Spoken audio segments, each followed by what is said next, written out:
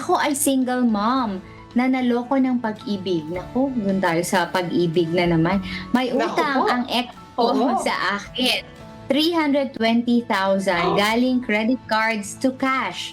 Pero lahat ito ay may kasulatan at may notary. Paano ko po siya masisingil kasi tinaguan at ni-block na niya ako? Ayun. Naku, Oo, inutangan ka naku. na, pinaka pa. Ang saklap naman. Grabe naman 'to, ang Ayoko, hindi ako saklap. natatawa, hindi kita Oo. pinagtatawanan ha. Humuhugot lang ako Hmm. dun sa situation Mm. na masaklap. Pero ito, sa totoo, kung papaano mo nga ba masisingil, 'di ba? Alam mo mas mahirap hanapin yung nagtatago kaysa sa nawawala, 'di ba, Attorney M, sa totoong nawawala. Mm. So ang gawin mo, mag-file ka Oo. ng small claims. Ayun, kasi pasok pa Hmm. naman dun sa small claims.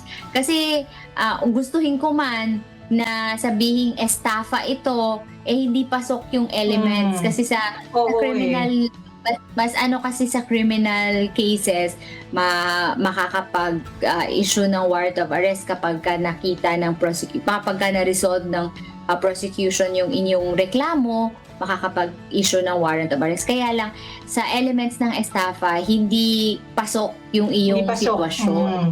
Oo, Kasi so ang kusang sa loob, akin Attorney Joey, sa kanya, eh, 'no, correct. hindi walang Oo. deceit o panloloko. Although afterwards ay Oo. naloko siya, pero panloloko in the Naloko sense siya na ng nung pag-ibig, pinahiram mo hindi ng ng pag-ibig, pera. hindi nung sa pagpapautang, 'di ba? Oh, so Oo, magkaibang malinaw magkaibang naman. sitwasyon, oo. So tama Oo, ka, Attorney Joey, malinaw. small claims. Small claims, mag-file siya ng small claim. I think hindi na nga kailangan ng abogado ngayon yung small claims, Attorney Yes, M, hindi na kapag kailangan. mag-file Mm. ka. Tama Pero 'di ba, kailangan Attorney lang M? siguro, oo, yes, hindi na kailangan. Meron ding parang form ka na ifi-fill out. Mhm. Kailangan lang, attorney, alam mo yung at least last known address niya, 'no, para Hmm. mapadalhan.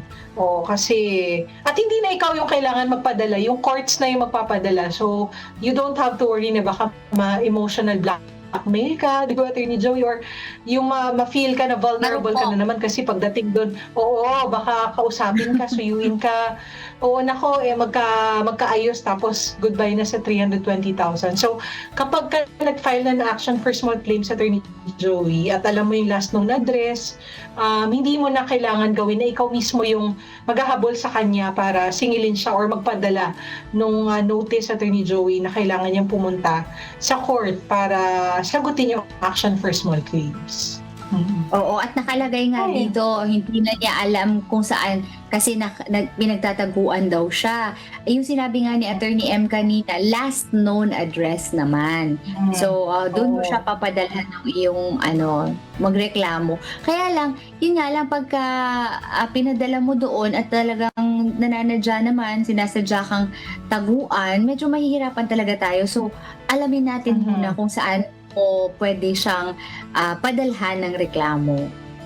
Oo, iniisip ko, Attorney Joey, baka kung alam niya kung saan nagtatrabaho, pwede rin niyang tanungin sa mga katrabaho. Baka possible ba, Ayun. Attorney Joey, padala sa opisina yung office address, no? 'Di ba? Para Yung demand kasi ang letter muna. yes, oo, mag-demand letter din muna, Attorney Joey, tama.